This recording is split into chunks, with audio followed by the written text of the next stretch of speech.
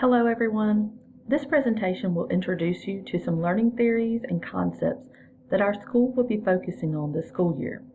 These theories and concepts should help you as you think about and plan engaging and effective lessons, as well as assist you with behavior needs you may have in the classroom. Feel free to pause this presentation at any time to take notes, as I will continue on fairly quickly in order to cover a lot of information in as short a time as possible. So the first concept we're going to talk about today is reinforcement. Reinforcement is the process of how we increase the number of occurrences or frequency of a behavior that we want our students to present, or a desired behavior. There are two ways to do that, to reinforce behavior. You present a desired stimulus, something that the student likes or wants, which we call positive reinforcement, or you remove something that the student doesn't want, an undesired stimulus, which we refer to as negative reinforcement. So let's talk about the two different types. Positive reinforcement, when you think of positive, think about adding or giving something that the student wants. It refers to the addition of something that is desired. This is where we present token reward systems. This may be when you give a Skittle or a Smartie or a sticker or a stamp when a student presents a behavior. Those are material or tangible reinforcers. There's also social reinforcers, which is when a teacher presents praise, a thumbs up, or gives attention to the student when they present the behavior that is desired. There are also activity reinforcers, which is when you allow a student to engage or perform a desired activity. This may be extra iPad time or maybe extra recess that they earn for presenting desired behaviors. So when the desired behavior is presented, then the positive reinforcer is given. So when we talk about negative reinforcement, there's sometimes confusion with the word negative. So a negative reinforcer refers to the removal of an undesirable activity or object. So negative emotions that are attached to certain behaviors. We remove the fear, the anxiety of, or the dread of a certain activity or stimuli. You're just thinking about, when you say negative, you want to think about the word removal, taking away something that they don't like. So when the desired behavior is presented, you remove the activity that is undesired, or the negative reinforcer. So here's a couple of classroom examples of reinforcement. With positive reinforcement, you can read through these. In this example, the desired behavior is just simply following directions. What teacher does not want their students to follow directions the first time? And the example there presents a teacher who has given the verbal direction and notices that a student has immediately followed those directions. And so she presents the student with a tangible reinforcer to encourage her to continue to present that behavior, but also to act as an example so that hopefully other students in the classroom will see that the student has received a reward for following directions, and they will desire to do the same thing.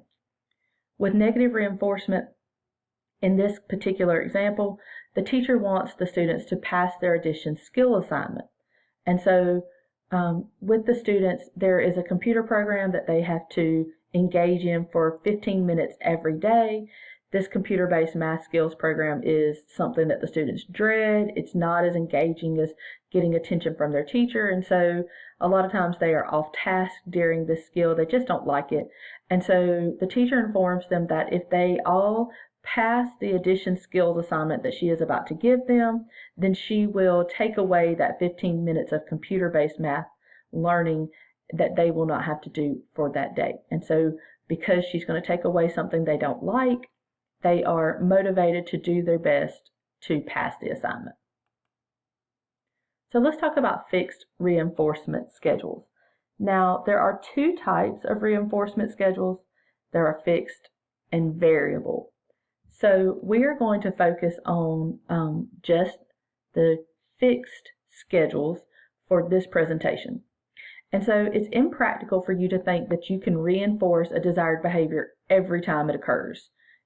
You're just one person, and you have upwards of 15 students in your classroom at any given time, and there's just no way you're going to catch every child every time the behavior is desired. And so you're going to want to scaffold those rewards as much as possible as the behavior becomes more naturally presented. But you can reinforce those behaviors intermittently using a fixed ratio schedule or a fixed interval schedule. So let's talk about those two things. A fixed ratio schedule is when the reinforcer is given after the desired behavior has been presented over a set number of times. The required number of behaviors presented occurs on a fixed number. So when you look at, I know that can sound confusing, but when you look at the example, we say, little Johnny does not want to do his math. And so little Johnny is told that if he completes 5 math problems, he will receive a reward. And so you're breaking down the assignment into smaller chunks, which we'll talk about later. And after he has completed 5 math problems, he receives a small token of reinforcement to encourage him to keep going. Of course, the reinforcement has to be something that is desired. And so he has a set number that 5 math problems does not change. Every time he completes 5 math problems, he knows he is going to receive that reinforcer. Fixed interval schedules, however, is where the desired behavior is presented over a set amount of time. And so what is fixed is the time in between the reinforcement. So the example here, we utilize PBIS strategies. We have clip charts in our classroom. You tally or keep up with a student's color every day. And when a student has received a good color with their clip chart, at the end of every day, Monday through Friday, the student will then get to visit the treasure box on Friday afternoons. The student is able to know that the reward is coming every Friday. That is a fixed time in between when they have to present the behavior and when they get the reward. So they know they have to present the behavior Monday through Friday in order to receive the reward on Friday. So retrieval-based learning is the process that we use to find information that is stored in our long-term memory. It's pulling information out of that long-term memory filing cabinet. We like to think of our brain as a filing cabinet where we file information. Things that are more important to us tend to be easier to find, things that have a lot of meaning. And so it also involves repeatedly recalling this information over multiple opportunities. Information that is pulled more frequently is easier to find and retrieve. So talking about retrieval strategies, these strategies that we want our students to engage in require a little deeper learning than just encoding strategies that they are probably more familiar with, like meaningful repetition, such as flashcards, or meaningful connections, creating mnemonic devices. Those are more encoding strategies. It's how we get the information in there. Excuse me. But when we're using retrieval strategies, these kind of take a little higher order thinking. This is when a student is able to self-test or paraphrase, teach others, or teach themselves out loud. The idea is that if the student has retrieved the information over several times in this deeper way, then the information is more solidified into the long-term memory. So let's talk about the concept of chunking. And it sounds exactly like what it is. It's chunking information into meaningful groups in an attempt to try to get that information into long-term memory for retention. So Cowan created this magical mystery of 4 from his research, which states that adults are limited into receiving 3 to 5 pieces of information at a time if you expect them to remember it. So with children, it may be even less than that. So chunking information is taking what you're teaching the children and chunking it into groups, meaningful groups of about 3 or 4 concepts or parts in order for them to retain the information. The example of chunking that's here is when teaching young students how to retell a story. We chunk that story into 3 parts, a beginning, a middle, and an end. We present it in that way, they're able to retain it in that way. Or if you're teaching a life skill, such as how to brush your teeth, breaking down the process of how to perform that skill into 3 or 4 meaningful parts. So let's talk about the concept of achievement goals. There are 4 types of achievement goals: mastery goals, performance approach goals, and performance avoidance goals. Mastery goals refers to one's desire to just acquire more knowledge. The goal for them is to just become competent or master a new skill. A performance goal is how one demonstrates their competency or abilities. The goal is to just show others that they have acquired this skill. A performance approach goal is a goal that attempts to make one look good in front of others. They receive positive judgments from others. When they perform the skill, their goal is to get the approval of someone else. And a performance avoidance goal is a goal where one attempts to just not make themselves look bad in front of others. They don't want others to see that they can't perform a skill, and so the goal is to look as good as possible without looking bad. So when we look at these examples, I've provided 2 types of examples for each of the goals. One is more athletic or performance in nature, and one is more academic. So for a mastery goal, this would be learning a new language over summer break. It's not a requirement in school. They simply have the goal of gaining a new skill or deciding to learn how to play a new instrument. A performance goal would be setting the goal to win first place in the science fair with your project, or to just make the team. And so you're showing others that you have the competency to win or make the team. Performance approach goals is you set the goal to be the high point winner in the basketball game so that your coach will see your skills and abilities and make you the MVP. Or on your next chemistry exam, you show your teacher your abilities so that you can get a scholarship recommendation. Performance avoidance goals is the goal of just not passing out a stage fright on your next choir concert, or making a C on the next English test so that your teacher doesn't call you out in front of the class. All those, both just making sure that people see that you are able and that you don't make yourself look bad in that context. Mastery goals versus performance goals. The mastery goals is more intrinsically motivated. They're self-driven, goal-oriented people. They are their own motivators and act as their own judge. They have a goal that is a personal goal for them, and it doesn't require interaction with anyone else in order for them to meet those goals. Performance goals are extrinsically motivated. They use other people as their judge of their abilities, and other people are the motivator. There is also the element of peer comparison here. I want to look better than him. I want to show that somebody that I'm better than her. And so intrinsic and extrinsic motivation is a huge separation there. So let's talk about the concept of expectancy value theory. Expectancy value theory is one's own personal beliefs about their ability to be successful. It usually comes from one's past experiences or the amount of difficulty one has experienced in the past completing tasks. And so in the past, if you had difficulty doing math or completing an English assignment, your expectancy value may be less in the future because of those struggles in the past. There are 4 factors that determine the value one places on a task, and that is importance, utility, interest, and cost.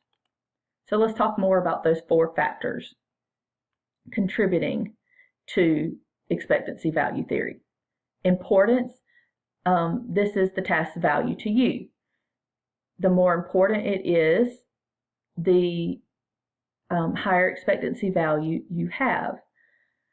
So is the task that you are trying to complete important to you or not? Utility is the perceived meaning behind the goal that you have set. Does it serve a purpose? Is it a means to an end? Interest is the activity's value because of how you like the activity. Does it bring you happiness or enjoyment? Are you motivated to complete this task because it's something you enjoy or you're interested in? And then of cost is the activity that you perceive little or no value in completing. It's a cost to you to have to do this because it's not important. Sometimes these activities can be associated with emotions such as, it's not important to me because I'm scared of it. I fear it. It brings about emotions of sadness, etc. So talking about examples of each, with importance, learning a new language is important because it will help me to be a smarter, more well-rounded student, help me in my future goals. Or I have no need to learn a new language. It's not important to me, which is in contrast. Utility. Does it serve a purpose? Learning a new language will help me get a promotion at work. Or my job doesn't need me to learn a new language, so there is no need. I'm not going to need that skill in the future. Your interests. Oh, I'm going to Mexico on vacation, so I'd like to learn Spanish. Or in contrast to that, I can barely speak English. I'm not interested in learning a new language. With the cost, learning a new language would be a lot of work. I'm not willing to put that much effort into it. Or my Spanish teacher used to hate me, and so I'm never going to learn Spanish. Gagne's instructional events. Gagne has 9 instructional events in his process that help people when giving instruction to enhance learning. And so these are 9 things that teachers tend to do more naturally than you would think, such as gaining attention of your class, informing your learners of objectives, stimulating recall and prior knowledge, presenting the stimuli, which is teaching the lesson, providing learning guidance, practice, elicit performance. This is demonstration of mastery that is allowed without any type of penalty in order to provide feedback on what the student does well or not. Then assessing the performance, and of course enhancing retention and transfer. So events 1 through 8 tend to be performed in that order. If you're a seasoned teacher and you've created a lot of lesson plans in your day, you know that this is pretty much the order that a lesson would run in. Step 9 can occur at the end. It's kind of just tacked on there. But retrieval activities are something that should be occurring over multiple events. We talked about that earlier when we had discussed retrieval activities. But so they're going to fall in different places. This may come in number 4 or step number 5 or step number 6. And all throughout your lesson or your unit. And so, of course, they may occur at the end, but more than likely they're going to be occurring throughout the lesson. So for this presentation, we're only going to focus on events 1, 3, 6, and 7, because that's what we're just going to focus on for this school year that's relevant to us. And so event 1, of course, is gaining attention. Research has shown us that gaining and maintaining attention impacts how we retain information. So we have a better chance of it making it into our long-term memory if we are focused.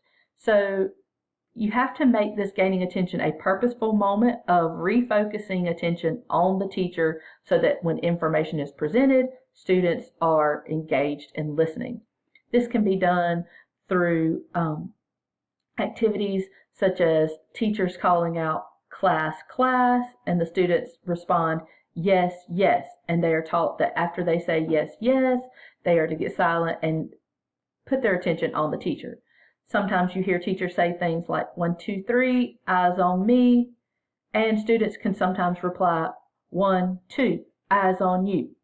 Sometimes teachers do this by flickering the lights or sounding a bell or an alarm of some type that students have been taught that this is a redirection activity that is taking place. I need to focus on my teacher. So event 3 is stimulating recall of prior learning. So we know that When something is meaningful to a student, they are more likely to retain it in their long-term memory. And when it's in their long-term memory, it is there to be accessed, it's retained. And so students are asked to recall information that they have previously learned in order to connect similarities to the information they already have to the information that they are about to receive, so that this new information gains meaning. So this can be done through an opening activity such as a KWL chart, where they discuss what they already know or what they would like to know, and then in the end come back and tell what they were able to learn and remember, like a graphic organizer. This can be a simple conversation that you have where students are allowed to share what comes to mind when they hear a certain concept that you are about to introduce. Event 6 is illicit performance.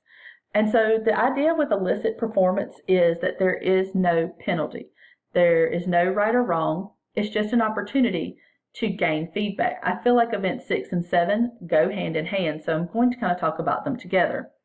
Illicit performance allows the student to demonstrate mastery, demonstrate what they have learned about a concept without fear that they are going to receive a bad grade. It allows the teacher to then gauge the amount of knowledge that the student has and how they're able to apply that knowledge in order to identify gaps in the information or areas that may need to be remediated. So this can be done through collaborative assignments, lab experiences where they have to apply concepts, or even just writing short answer questions or higher order thinking questions in order for them to retell you what they already know. So in doing the illicit performance activities, you are then able to provide feedback, which is event 7. So this is a time for you to inform the student what they already know, what is correct about their knowledge, but also about what is incorrect about their knowledge or what they're missing. This allows them to be able to solidify what they already know in their brain as correct, and then fill in the gaps of misinformation or wrong thinking with correct thinking. This can be done verbally, written, or even demonstrated if it's a lab or a skill that they are having to show, even in PE, when you're setting up a layup in basketball, demonstrating the proper form for that. So feedback and illicit performance tend to go hand in hand to me. So let's talk about the concept of self-efficacy. Self-efficacy is one's individual belief about their abilities to be successful. It can be low or high. Students may feel, I'm not ever going to be good at math based on a previous experience. Or they feel like they're the smartest person in their class because they make good grades and their efforts are rewarded. One's self-efficacy does play a huge role in how motivated the learner is. If they have low self-efficacy, they're going to be less motivated to perform a task. If they have high self-efficacy, then they're going to be more motivated to perform that task. We tend to participate in activities that we feel like we're going to be successful in and avoid activities where we feel like we're going to experience failure. So it's important for teachers to know the self-efficacy of their students, where they're coming from, where they feel they are weak, because even though sometimes you cannot overcome self-efficacy, there are techniques and strategies such as study tips or organizational tips that will help a student put back some of those feelings or reconstruct some of those feelings of self-efficacy so that they can, over time, feel more capable of experiencing success. So there are 5 profiles of motivated, self-regulated learners. Students approach different subjects and assignments with different levels of motivation. If the student feels they're strong in one subject and weak in another, they're going to be more motivated to perform in the subject area that they feel most comfortable with. So some students are going to be intrinsically motivated, while others are going to need to be extrinsically motivated in order to complete assignments. There are 5 profiles of motivated self-regulated learners. The strategic learner, you have the knowledge builder learner, surface learners, learned helpless students, and apathetic students. And all of these profiles fall into two categories. They're either adaptive, which is your strategic learners and knowledge builders, or they're maladaptive, which is where your surface learners, learn helpless students, and apathetic students fall. So let's look at these 5 profiles a little closely. Strategic learners, these are the learners who they want to be good students. They want to get a good grade. They want to master content, but they're motivated by the reward for their success. They tend to use encoding and retrieval learning strategies. So they start out with encoding and then they move towards the retrieval strategies. They generally have a positive outlook on school. They like school because they feel like they're successful at school. They have higher levels of self-efficacy and expectancy value, and they're more intrinsically motivated. These are your students who want to work hard, they want to learn, they want to make good grades, and they are your students that you would generally call good students. Knowledge builders simply just want to master content and gain knowledge. They're not really motivated by grades or by what their teacher thinks. They do tend to use more deeper and retrieval learning strategies than encoding strategies because they're willing to dig deeper into the content in order to master it. They don't always look like your typically good student because they can sometimes become bored with the traditional learning system that they are in. They want to sometimes buck the system because they feel like it's below them, or maybe that they are able to work at levels that are higher than what's being taught in the classroom. And so an example of this student is a teacher may not feel like this student is working to their potential, but yet they demonstrate mastery and knowledge of the topic or concept, but they may appear to have poor work ethic because they're not always willing to do exactly what the teacher wants them to do, how she wants them to do it, but yet they've learned the information. So surface learners are those who want to do good in school because they feel like they have to, or it's their duty, or it's expected of them. They tend to be more extrinsically motivated with their grades, the way their teachers feel about them, the way their parents feel about them, or perhaps through extracurricular activities. Mastery is not usually their goal. They tend to just want to take in enough information to meet the goal of being successful, earning the grade. But they're usually willing to work hard and they're motivated to do it right. And so these are your students who doesn't want to fail. They want to be good students. They do look like good students because they're willing to put the work in to get the good grades, but they don't necessarily master and retain the content the way a knowledge builder does. You have learned helpless students, which are students who want to learn the content, but they just can't seem to get there. They try really hard, but they struggle.